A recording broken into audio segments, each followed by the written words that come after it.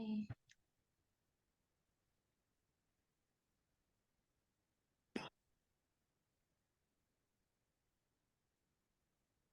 tadi kita terakhir ke flagellata yang filum Metamononada. Familinya dari Hexamitidae, yaitu Giardia, Lambdia, atau Giardia duodenalis. Karena dia di duodenum intestine, dia di usus bagian duodenum.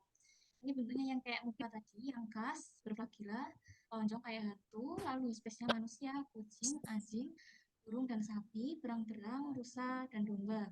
Stadium infektifnya kista, siklus hidupnya yaitu kista tertelan hospes, mengalami eksitasi, berubah menjadi tropozoid. Nah, jadi kista setelah tertelan berubah menjadi tropozoid. Lalu tropozoid ini menempel di mikrofili usus, melakukan perbanyakan diri, pembelahan tadi, yaitu binary fission. Setelah udah banyak, dia sama-sama migrasi ke kolon, ke kista, lalu keluar bersama feses. Tuh, kista pertama, kista tertelan. Habis itu mengalami eksitasi menjadi tropozoid. Setelah menjadi tropozoid, menempel ke mikrofili usus, terus pembelahan. Nah, kalau udah banyak, baru migrasi bareng-bareng ke kolon, kista, lalu keluar bersama feses. Nah, setelah ke flagellata, kita ke kelompok Sarcodina, karena dia nggak punya flagella lagi. Dia cuma bundar gini, yaitu filum Sarconasticopora, famili Entamobidae. Jenisnya Entamoeba. Spesies Entamoeba histolytica. Nah, Entamoeba histolytica ini merupakan parasit yang paling patogen. Dia paling banyak di lingkungan, terus dia juga paling kayak mematikan gitu, kayak paling patogen intinya. Predileksinya di kolon dan rektum, hospesnya manusia dan primata. Stadium infektifnya kista dewasa berinti 4. Ini bentukan kista, kista dewasa, ini berinti 4. 1, 2, 3, 4. Kalau intinya 4 ini berarti namanya Entamoeba histolytica. Nanti ada yang intinya 8.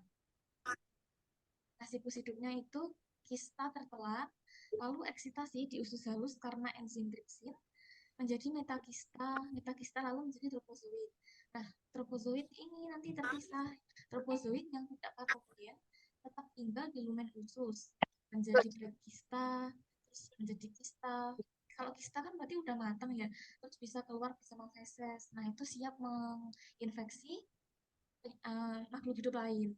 Sedangkan tropozoid yang patogen ini langsung menginvasi mukosa usus bersama aliran darah ke organ lain.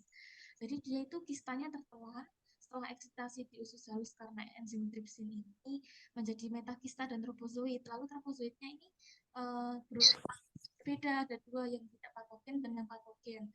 Kalau yang tidak patogen ini tetap tinggal di lumen, terus berubah menjadi prekista, kista keluar bersama feses. Jadi keluar ke induk tersebut, terus ke lingkungan. Nah, kalau tropozoid yang patogen itu tetap ke induk itu. Jadi dia menginvasi mukosa usus bersama aliran darah menyebar ke organ lain. Jadi di dalam tubuh tetap ada walaupun dia dikeluarkan melalui feses. Nah, ini yang selanjutnya Entamoeba juga tapi lebih tidak patogen, yaitu Entamoeba coli. Dia yang intinya 8. Jadi yang berinti 4 lebih patogen daripada yang berinti 8. Predileksinya di kolon dan rektum. Sama, hospesnya manusia dan hewan lain. Stadium infektifnya kista berinti 8. Nah, siklus hidupnya ini sama kayak tadi. Kista tertelan, lalu eksitasi di usus halus karena enzim tripsin, terus menjadi metakista dan tropozoid. Tropozoid yang tidak patogen tetap tinggal menjadi prekista, kista lalu keluar bersama feses. Sedangkan yang patogen bersama aliran darah dia migrasi ke menyebar ke seluruh tubuh, menginvasi mukosa usus dan organ-organ lain. Ini bentukan kista dewasanya berinti 8. Yang berinti 8 berarti Entamoeba coli yang lebih tidak patogen. Nah, ini kelompok Ciliata karena dia bergerak menggunakan rambut getar.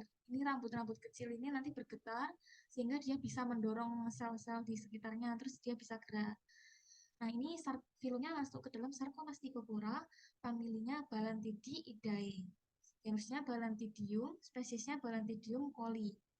Ini ada ciri khas bentukannya, yaitu ada kayak kacang di tengah-tengah. Dia bentuknya kayak pir, nggak punya flagella, terus ada silianya di sini, terus tengah-tengahnya bentuknya kacang. Ini predileksinya di kolon, Balantidium coli, berarti dia di kolon. Hospesnya babi dan primata, stadium infektifnya tropozoid dan kista.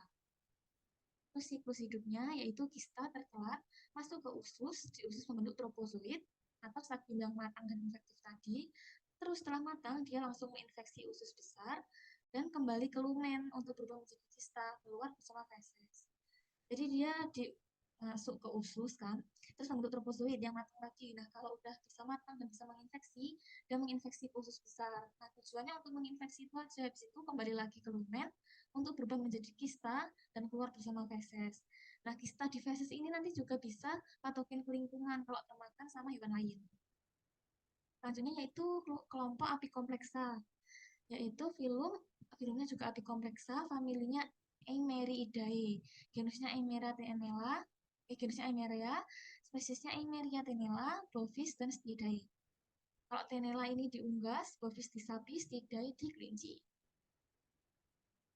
Nah mungkin uh, aku mau tanya ke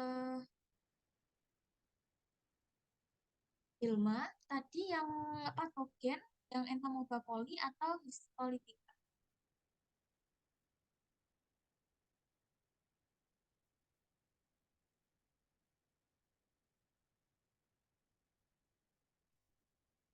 Oh, Ilma? Kenapa Kak? Tadi aku keluar Kak. Soalnya Oh ya, jaringannya patogen tadi hilang. yang Entamoeba coli atau Entamoeba histolytica?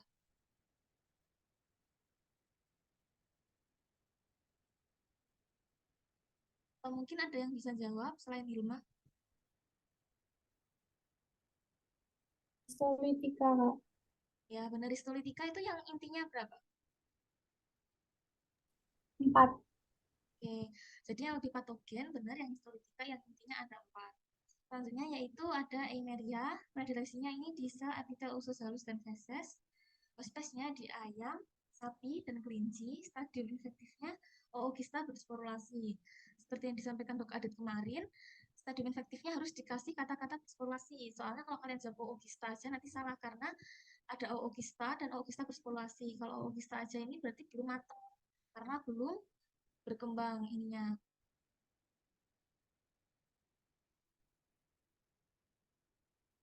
Nah, selanjutnya ini ada isospora, spesiesnya Isospora felis, Isospora suis, dan Isospora bikemina. Predileksinya di sel epitel usus halus dan feses sama. Hospesnya ada di kucing, babi. Terus stadium infektifnya juga sama yaitu Oogista bersporulasi. Ini intinya kayak sporulasinya ada kelihatan 4. Kalau yang Emeria, kalau yang Isospora ini 2. Mungkin Sabrina jelasin bedanya morfologi antara Eimeria dan Isospora.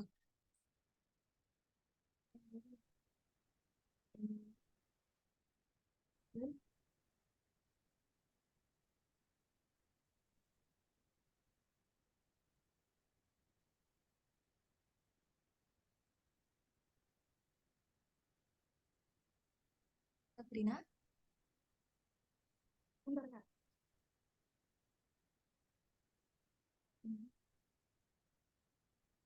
Emailnya sama.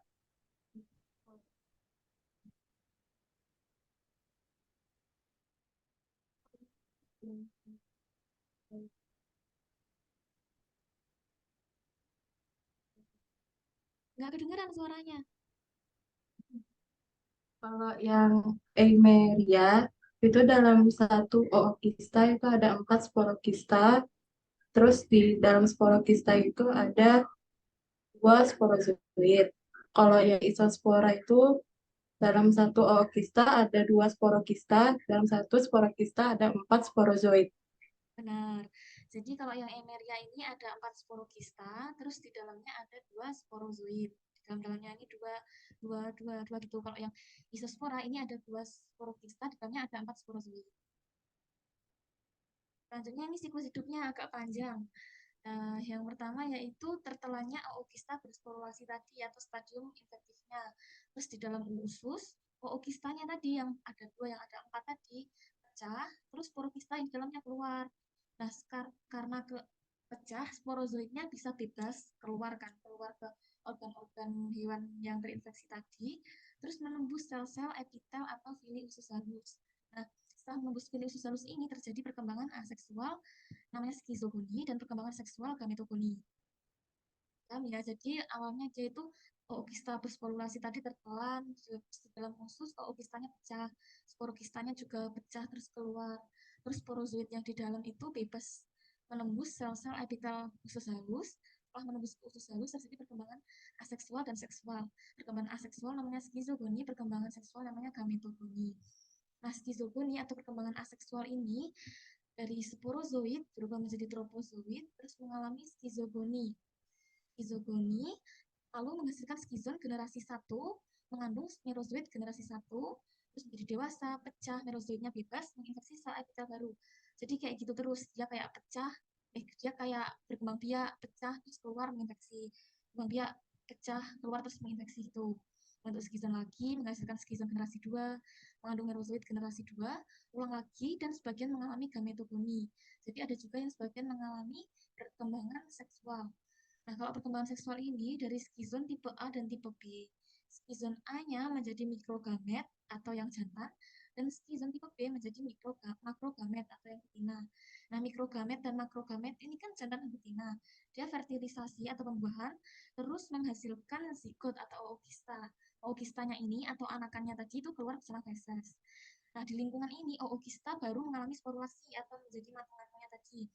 Protoplasma dalam ookista membentuk spora, terbagi menjadi sporoblast dan residual body oogis yang tetap dalam sitoplasma. Sporoblast berkembang menjadi sporokista, lalu sebagian menjadi sporozoid. Mungkin ini emang agak rumit, nanti kalian bisa baca lagi dan pahami.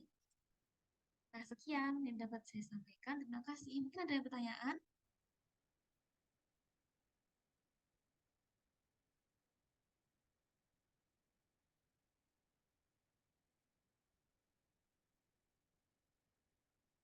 Mungkin tadi ada yang kecepatan atau ada yang kelewat, terus nggak dijelasin ulang. Tuh, selamat.